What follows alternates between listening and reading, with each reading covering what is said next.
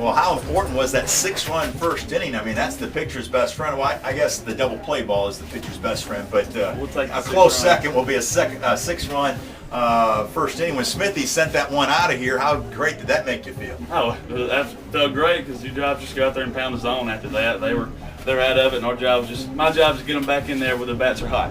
Well, let's talk about the importance of this doubleheader sweep here this afternoon. 7 straight splits. We desperately needed a sweep, and that's what we got here this afternoon. How about the whole mindset of the Indians right now?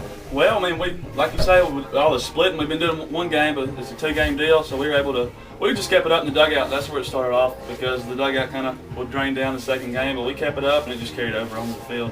And we got a lot of momentum going to Holmes on Wednesday in a first-place showdown against the Bulldogs. That's right. So we'll just have to go in there and carry it on, and hopefully we'll have the same results. That sounds wonderful, Luke. Congratulations, one of our stars of the game there, brought to you by Matthew Perry Insurance Agency in Fulton. At Stanford, let's keep it right here as we'll get Jake Smithey in here, the freshman out of Pontotoc, our co-player of the game, brought to you by Matthew Perry Insurance Agency in Fulton. Put it right here, partner. Talk about that home run. I mean, with these new bats, the home runs aren't too easy anymore, partner, and you sent one high and out of here. What was the pitch and how good did it feel? Well, I just got ahead in the count. I got a fastball right across the plate, so I did what I used to try to do with it.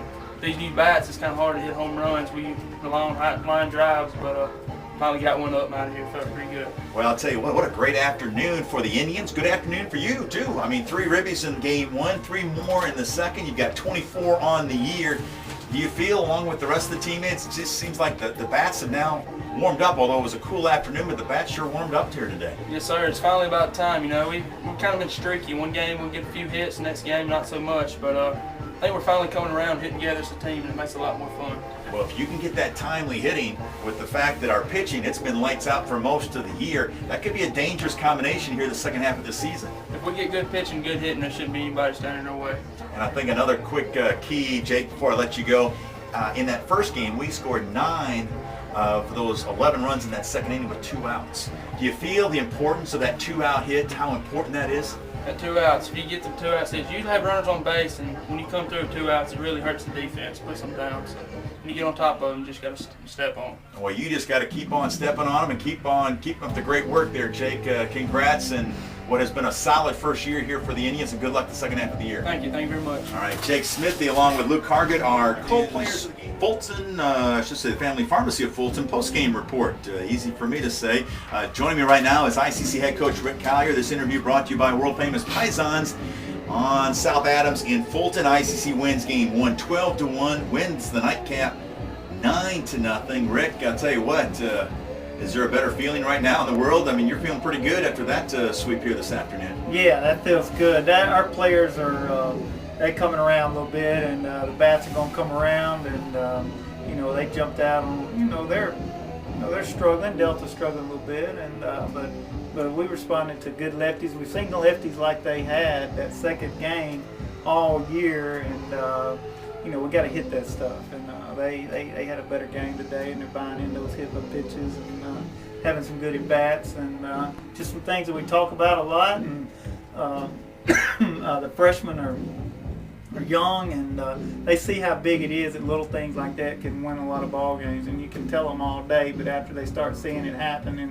and think good things happen by those little things like hit up pitches, drag bunts, open up holes for you when they move the infield around because they worried about you dragging. Just based on balls, good approaches, things are start coming together for them. There's no question about that. And once again in game 2, like game 1, we score early and often. Of course, had the 11-run second inning in game 1 that took over a half hour, but you get 6 runs in the first inning here in game 2. Smithey with a giant 3-run homer, and then Zach Randolph played so well again today. Had a big 2-out, 2-run single, or at least with 1 out, 2-run single. 2 of the highlights there in game 2, first inning. Yeah, Smithey, when he hit that 3-run bomb, I knew it was on then. I knew, they were relaxed again that second game, and anytime you get up like that, it relaxes you. It's not a do-or-die situation at the plate, and that was a big home run for us. And Randolph, that's just a plus. When you got a catcher to finally catch fire, he's so good behind the plate that it's hard to take him out of the lineup. And and he can hit better than what he's been doing. He's catching fire these last couple doubleheaders, and that's just a positive for the Indians. No question about that. Was there a play or two in this game that really caught your attention? I guess the Smithey 3-run homer would have been big, and Randolph's 2-run single if you're looking at plays of the game for the Indians.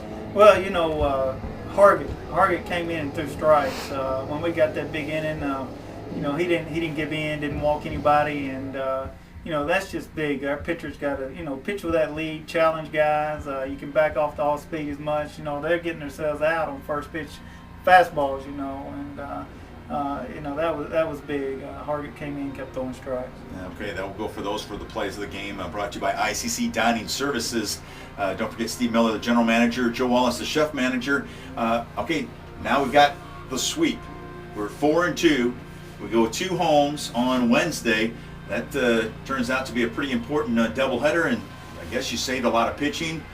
Maybe even with Hargett only throwing 52, he might even be in the possibility of throwing an inning or two, but it really sets up the pitching for that showdown down at Goodman on Wednesday. Yeah, we've been getting some great outings from Flanagan. I wanted to save him. He's an upper 80s guy, and I think he's 3-0 or 4-0.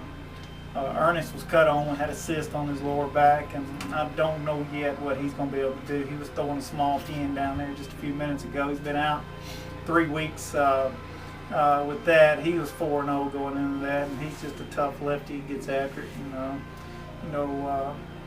There's a lot of guys we can go to. You know, I feel good about it, and we'll just have to get out there and get after it and see what happens. Big week coming up at Holmes on Wednesday, at Coahoma on Saturday, but congratulations on 2 big wins here this afternoon. Thanks. All right, Rick Collier, he joins us before and after